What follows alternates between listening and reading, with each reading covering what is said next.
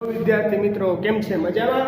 ચાલો હવે ધોરણ 10 ચેપ્ટર નંબર કેટલામો છે તમને ખબર છે? ચેપ્ટર નંબર 12 સબ્જેક્ટ વિજ્ઞાન ની અંદર અત્યાર સુધી આપણે અવરોધ વિશે ચર્ચા કરેલી. અવરોધના કેટલા પ્રકાર હોય એ આપણને ખબર નથી, પણ અવરોધકતા વિશે આપણે ખ્યાલ મેળવ્યો હતો. હવે જે ખ્યાલ મેળવવાનો છે એ છે અવરોધ. અવરોધ તો કે અવરોધ છે, અવરોધ એના મુખ્યત્વે કેટલા પ્રકાર પડે છે? બે. કેટલા પ્રકાર પડે છે? બે. એક સમાંતર અવરોધ અને બીજું છે શ્રેણી અવરોધ. આ ત્રણના દાખલા આપણે અહીંયા કેલ્ક્યુલેશન કરવાના હોય છે, સમાંતર અવરોધ અને શ્રેણી અવરોધ. બરોબર? બે પ્રકારના અવરોધ હોય છે, સમાંતર અવરોધ, શ્રેણી અવરોધ. બેની કંઈક ને કંઈક વિશેષતાઓ, કંઈક ને કંઈક ખાસિયતો રહેલી હોય છે.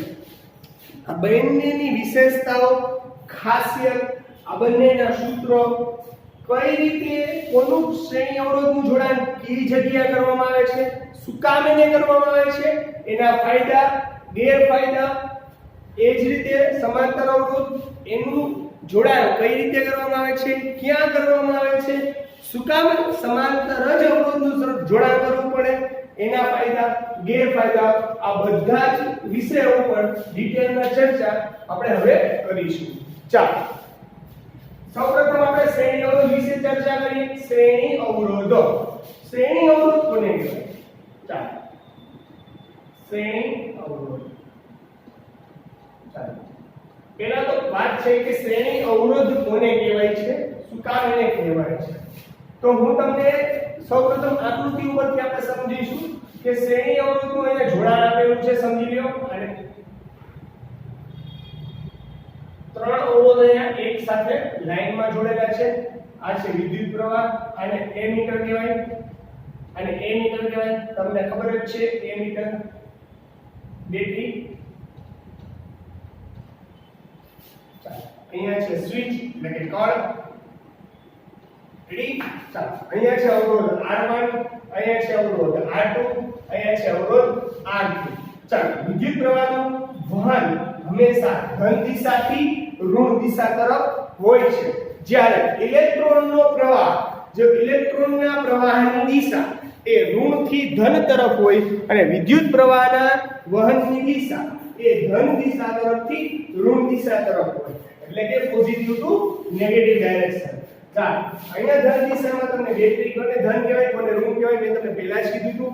જે એરો લાંબો રાખેલો એને ધન કહેવાય છે, નાનો રાખેલો એને ઋણ આપણે કહીશું. અને વિદ્યુત પ્રવાહને હંમેશા I દ્વારા સમજી શકાય છે, બરોબર? તો એને I દ્વારા આપણે ઓળખી શકીએ છીએ. એમીટર નામના સાધનને જોડવામાં આવે છે. એમીટર નામનું સાધન શું કરે? વિદ્યુત પ્રવાહ કેટલો જાય છે તે માપવા માટેનું સાધન, એટલે કે એમીટર નામનું સાધન. કયા મીટર નામનું? એમીટર. રેડી છે? સમજાય છે? ચાલો અહીંયા ત્રણ અવરોધ છે, ત્રણ અવરોધ છે R1, R2, R3. આ ત્રણેય કેવી રીતે એક જ લાઈનમાં જોડેલા છે, માટે આ અવરોધને શ્રેણી અવરોધ કહેવામાં આવે છે. એટલે કે અવરોધ આપણે જે મેળવવાનો છે એ આપણે મેળવવાનો છે બધા અવરોધનો સમતુલ્ય અવરોધ, એટલે કે બધા અવરોધને ભેગા કરી એક અવરોધનું જે મૂલ્ય થાય છે એ આપણે અહીંયા મેળવવાનું છે. રેડી છે? એકદમ કમ્પ્લીટ ક્લિયર થઈ ગઈ વાત. ચલો R1, R2, R3 અહીંયા ત્રણ અવરોધ આપેલા છે. વિદ્યુત પ્રવાહ, બેટરી આપેલી છે, એક સ્વિચ અને કળ પણ કહી શકાય આપેલું છે. વિદ્યુત પ્રવાહની દિશા ધન થી ઋણ દિશા તરફ હોય છે. અહીંયા ત્રણ અવરોધ આપેલા છે જે શ્રેણીમાં જોડાયેલા છે, જેને આપણે R1, R2 અને R3 દ્વારા ઓળખી શકીએ છીએ. હવે સમજી લો કે મારે અહીંયા વિદ્યુત સ્થિતિમાનનો તફાવત, એટલે કે વોલ્ટેજ માપવા છે કે અહીંથી આપણી છેડા વચ્ચેનો વિદ્યુત સ્થિતિમાનનો તફાવત કેટલો હોય, તો અહીંયા વોલ્ટમીટર નામનું સાધન મારે માપવું પડે. એ વોલ્ટમીટર નામનું સાધન મારે જોડવું પડે. અહીંયા વોલ્ટમીટર નામના સાધનનો માપવું હોય તો આને V1 કહેવાય. અહીંયા આ બે વચ્ચેનો, આ બે છેડા વચ્ચેનો વિદ્યુત સ્થિતિમાનનો તફાવત જોતો હોય તો એને બીજું, એને વોલ્ટમીટર 2 કહેવાય. અને અહીંયા મારે જો બે છેડા વચ્ચેનો વિદ્યુત સ્થિતિમાનનો તફાવત ગણવો હોય તો આને કહેવાય V3. એટલે અહીંયા દર વખતે આપણે V1, V2 અને V3 અલગ અલગ મળશે. અહીંયા વિદ્યુત પ્રવાહ જવા માટે માત્ર ને માત્ર એક જ રસ્તો આપેલો છે, જેમ કે વિદ્યુત પ્રવાહનું વહન કરવું હોય તો આ રસ્તે જ થઈ શકે છે. જો અહીંથી આ બ્રેક થઈ ગયું તો આગળ ક્યાંય પણ વિદ્યુત પ્રવાહ પહોંચી શકે નહીં. એટલા માટે અહીં વિદ્યુત પ્રવાહનું મૂલ્ય કેવું હશે? અચળ. વિદ્યુત પ્રવાહનું મૂલ્ય કેવું હશે? અચળ. વિદ્યુત પ્રવાહનું મૂલ્ય કેવું હશે? અચળ. ઉતરી ગયું મગજમાં? એકદમ રેડી, કમ્પ્લીટ. ચાલો, જો આ વિદ્યુત પ્રવાહ છે R1 R2 સોરી અવરોધ છે R1 R2 R3. હર વખતે વોલ્ટેજનું મૂલ્ય કેવું હશે? અલગ અલગ. શું સરખું હશે?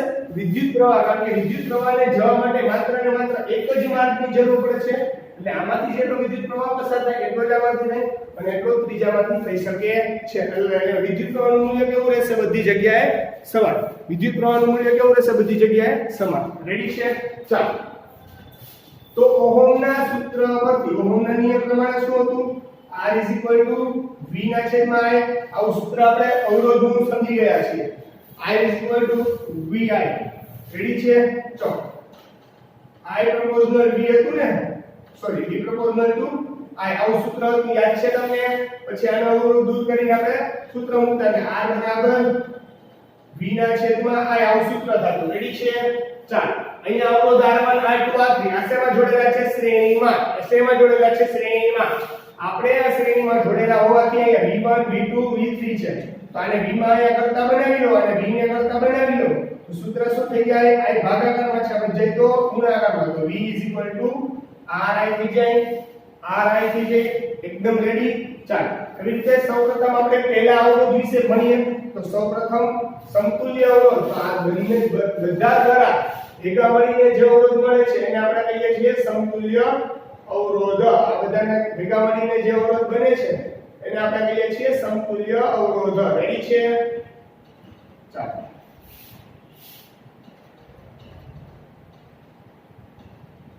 રેડી છોકરાઓ? સમતુલ્ય અવરોધ વિશે આપણે જાણવાનું છે.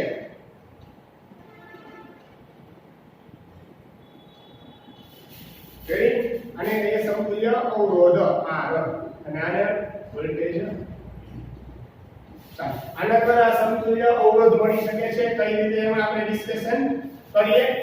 તો સૌપ્રથમ આપણે R = V ના છેદમાં તો આ પહેલા R1 R2 R3 આપણે બધાનું ભેગું કરીને આને જવાબ મળતો આવો હશે આપણે ચર્ચા કરીશું. રેડી છે? ચાલો, અહીંયા R1 R2 R3 અહીં R1 R2 અને R3 આ રીતે આપેલું છે. તો આપણે એને સમતુલ્ય અવરોધ ગોતવો હોય તો પેલા માટે V, તો બધાનું સમતુલ્ય વોલ્ટેજ V બરાબર V1 V2 અને V3. રેડી છે? ચાલો, તો પેલા માટે લઈ લે, એને ધ્યાન આપજો. પેલા માટે લઈ લે, પેલા માટે તો પેલાનો વોલ્ટેજ શું થઈ જાય? V1. તો સૂત્ર શું થઈ જાય? R1I. શું કામ I? કારણ કે વિદ્યુત પ્રવાહ બધા માટે કેવો છે? અચળ. તો V2 માટે પણ એવું થાય R2I અને V3 માટે પણ શું થાય? R3I. રેડી? સમજાઈ ગયું? પેલા માટે બીજા માટે વિદ્યુત પ્રવાહ બધા માટે કેવો છે? સમાન. કારણ કે વિદ્યુત પ્રવાહને પસાર થવા માત્ર ને માત્ર એક જ રસ્તો મળે છે. એટલા માટે વિદ્યુત પ્રવાહ બધા માટે કેવો છે? સરખો. તો V બરાબર V1 V2 V3. તો બધાની એક વેલ્યુ આપણે મૂકી દઈએ તો અહીંયા શું થઈ જાય? R1I R2I R3I. ચાલો, V નું સૂત્ર શું હતું આપણી પાસે? V નું સૂત્ર શું હતું આપણી પાસે? V બરાબર શું હતું આપણી પાસે? યાદ કરો. V નું સૂત્ર હતું આપણી પાસે RI છે. RI એમ નામ અહીંથી બધામાંથી સામાન્ય શું નીકળે? I સામાન્ય કાઢ લો તો R1 R2 R3 બધામાંથી શું કર્યું? I ને બહાર કાઢી દીધો. તો અહીંયા R1 વધે R2 વધે R3 બે બાજુ I શું થઈ જાય? કટ. અહીંયા શું થાય? R1 R2 R3. જ્યારે પણ અવરોધને શ્રેણીમાં જોડેલા હોય અને તમને કેલ્ક્યુલેશન કરવાનું કહે, જ્યારે પણ અવરોધને શ્રેણીમાં જોડવાના હોય અથવા તો શ્રેણીમાં જોડવાનો હોય અને તમને અવરોધનું સૂત્ર મૂકી અને દાખલો કરવાનું કહે તો શ્રેણી અવરોધનું સૂત્ર થાય R બરાબર R1 R2 R3. આવી રીતે ત્રણની જગ્યાએ ચાર અવરોધ પણ જોડેલા હોય તો આપણે R1 R2 R3 R4 કરી નાખવાનું. રેડી છે? સમજી ગયા? એકદમ રેડી. શ્રેણી અવરોધ. તો શ્રેણી અવરોધ માટેનું મૂલ્ય સમાન રહે. વિદ્યુત પ્રવાહનું મૂલ્ય કેવું રહે? અચળ, જે બદલતું નથી. એકદમ રેડી? કન્ફર્મ થઈ ગયું? આખે આખું સૂત્ર છે. હજી એકવાર શ્રેણી અવરોધ છે એ જો શ્રેણી અવરોધમાં જો કોઈ ભંગાણ પડે, એક પણ વસ્તુમાં જો ભંગાણ પડે તો એક પણ આગળની ઇન્સ્ટ્રુમેન્ટ ચાલુ થઈ શકતી નથી. શ્રેણી અવરોધ છે એના ફાયદા એ આપણે પછી જે ટોપિક ચાલશે એમાં ચર્ચા કરીશું. શ્રેણી અવરોધ વિશે ચર્ચા કરી લઈએ કે શ્રેણી અવરોધ હોય તો દિવાળીમાં આપણા ઘરે જે લેમ્પ આપણે સિરીઝ ગોઠવીએ છીએ એમાં શ્રેણી અવરોધ હોય, જેમાં એક સિરીઝ જો બગડી ગઈ હોય તો એક પણ પછીની લાઈટ ચાલુ થતી નથી. શું કામ? કારણ કે શ્રેણીમાં જોડેલું હોય એટલા માટે. જો સમાંતરમાં જોડેલું હોય તો વિદ્યુત પ્રવાહને પસાર થવા માટે ઘણા બધા રસ્તાઓ હોય, પણ જો શ્રેણીમાં જોડેલું હોય તો વિદ્યુત પ્રવાહને પસાર થવા માટે એક જ રસ્તો હોય.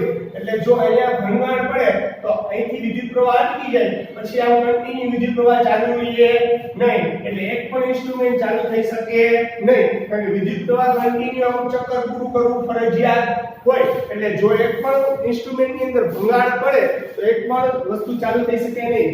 રેડી છે? એકદમ રેડી છે? કન્ફર્મ? રેડી? ચાલ.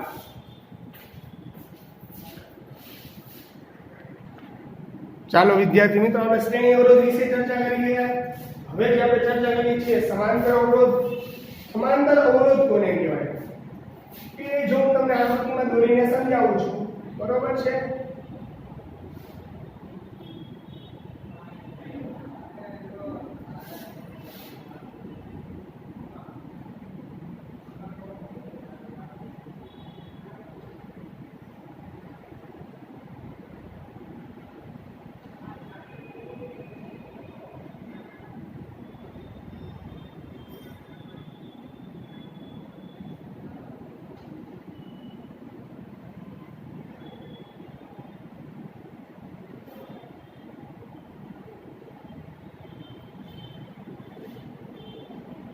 એમીટરના સાધનને જોડવું પડે વિદ્યુત પ્રવાહનું મૂલ્ય માપવા માટે. આ છે બેટરી, તમે જાણો જ છો. રેડી? આ વિદ્યુત પ્રવાહની દિશા બતાવે છે કે ઘનથી ઋણ દિશામાં જાય છે, અને આ છે આપણી સ્વિચ. રેડી છે? ચાલો. આખો આપણું શું છે? આખો આપણો છે પરિપથ. આપણો શું છે? આ પરિપથ. રેડી છે? ચાલો વિદ્યાર્થી મિત્રો, જેવી રીતે શ્રેણી અવરોધ છે એવી રીતે સમાંતર અવરોધ છે. સમાંતર અવરોધની પણ કંઈક ખાસિયત છે. ત્રણ અવરોધ છે એકબીજાને સમાંતર રીતે જોડવામાં આવેલા છે, R1 R2 અને R3. સેમ કન્ડિશન, આ ધન વિદ્યુતભાર, આ ઋણ વિદ્યુતભાર. હંમેશા વિદ્યુત પ્રવાહની દિશા ધન દિશાથી ઋણ દિશા તરફ હોય છે, એટલે વિદ્યુત પ્રવાહ આ રીતે કન્ડિશનમાં હશે. પરંતુ અહીં વિદ્યુત પ્રવાહની દિશા છે એને જવા માટે ત્રણ જુદા જુદા રસ્તાઓનું નિર્માણ કરવામાં આવેલું છે. એટલે કે વિદ્યુત પ્રવાહને જો પસાર થવું હોય તો અહીંથી પણ પસાર, જો આ બંધ હોય ઇન કેસ તો અહીંથી પણ જઈ શકે અથવા તો અહીંથી પણ. એટલે કે અહીં એક ઇન્સ્ટ્રુમેન્ટ બંધ થાય તો બાકીના ઇન્સ્ટ્રુમેન્ટ ચાલુ રહી શકે છે. ઉદાહરણ તરીકે આપણા ઘરની અંદર પણ આ સમાંતર જોડેલું હોય છે. શું કહે કે જો આપણી એક ટ્યુબલાઇટ બંધ થઈ જાય છે તો પંખો કન્ટિન્યુ ચાલુ રહે છે, પરંતુ મેઇન સ્વિચ છે એ આપણી જે ઘરની મેઇન સ્વિચ છે એ બધા સાથે શ્રેણીમાં જોડેલી હોય છે. આપણા ઘરની મેઇન સ્વિચ બધા જ કનેક્શન સાથે શ્રેણીમાં હોય છે, પણ આપણા ઘરના બીજા જે ઇન્સ્ટ્રુમેન્ટ છે લાઇટ, પંખો, ટીવી એ સમાંતરમાં જોડેલા હોય છે. એટલે લોકો ટ્યુબલાઇટ બંધ થઈ જાય તો પણ પંખો કેવો રહે છે? ચાલુ. એટલે સમજાઈ ગયું શું કહેવા માંગુ છું? રેડી? ચાલો. R1 R2 R3 છે. ધ્યાન રાખજો, વિદ્યુત પ્રવાહ હંમેશા ધનથી ઋણ દિશા તરફ જાય છે. તો આની અંદર મારે વિદ્યુત સ્થિતિમાનનો તફાવત ગોતવો હોય તો કે આની અંદર વિદ્યુત સ્થિતિમાનનો તફાવત સર ગોતવા જાવ તો બે છેડા વચ્ચેનો ગોતવો પડે, એટલે વોલ્ટેજ બે છેડા વચ્ચે લેવો પડે. તો અહીંયા એકને માત્ર એકને એક જ વોલ્ટમીટર જોડવું પડે. તો કે અહીંયા બધાનો વિદ્યુત સ્થિતિમાનનો તફાવત સરખો થાય. આની અંદર શ્રેણી અવરોધ સમાંતર અવરોધની અંદર વોલ્ટેજનું મૂલ્ય અચળ હોય છે. શેનું મૂલ્ય અચળ હોય છે? વોલ્ટેજનું. કારણ કે અહીંયા આપણે V1 V2 V3 રીતે જોડી શકતા નથી, એટલે એક કોમન વોલ્ટમીટર દ્વારા ત્રણેયનો સમતુલ્ય વોલ્ટેજ આપણે મેળવી શકાય છે.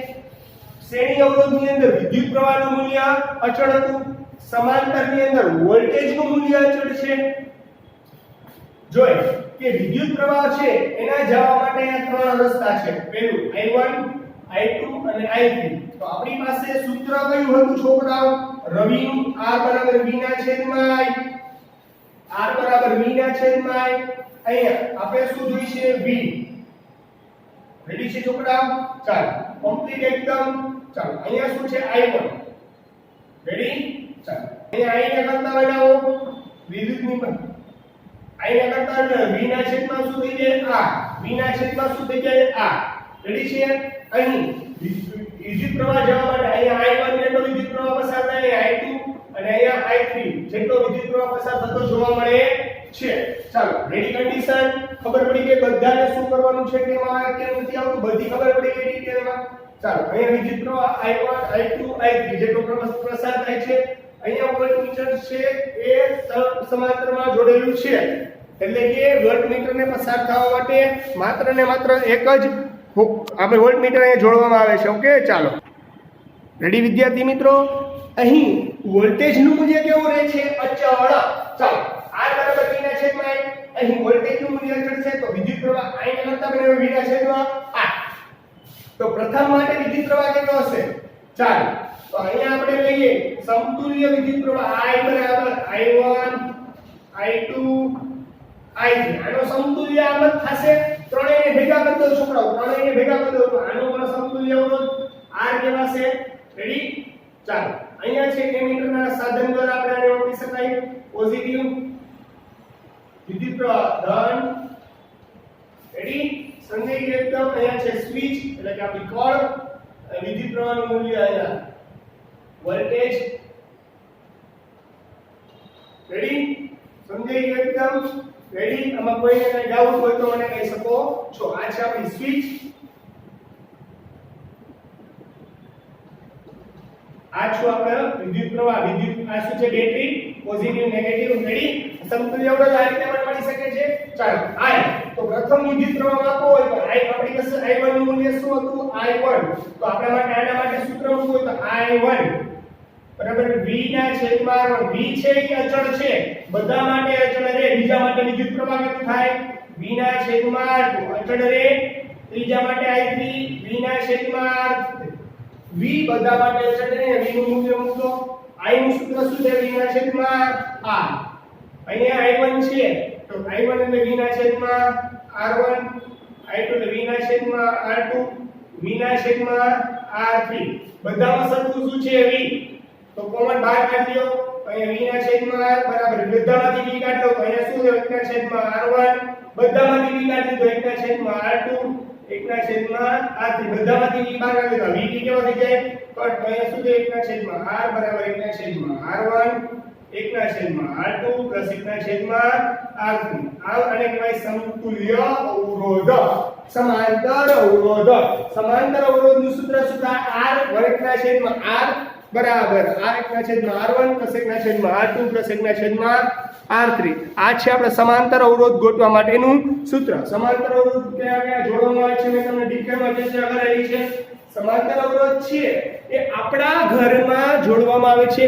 જેમ કે પંખો બંધ થઈ જાય તો ટ્યુબલાઇટ ચાલુ રહે છે, તો એટલા માટે વિદ્યુત પ્રવાહ પસાર થવા માટે 1 કરતા વધારે માર્ગ હોય તો એને સમાંતર અવરોધ છે તેમ કહી શકાય છે. આપણે અત્યારે આટલું જ ચર્ચા કરીશું. સમાંતર અવરોધ, શ્રેણી અવરોધના ફાયદા, ગેરફાયદા એ આપણે બીજા લેક્ચરમાં સમજીશું. ખાલી સૂત્ર શું કહેવા માંગે છે એ આપણે અહીંયા ચર્ચા કરવાની હતી, જે આપણે ચર્ચા કરેલી છે. ઓકે ચલો, good bye and take care. Homework મોકલીશ તે તમારે કરીને બતાવવાનું છે. ઓકે ચાલો.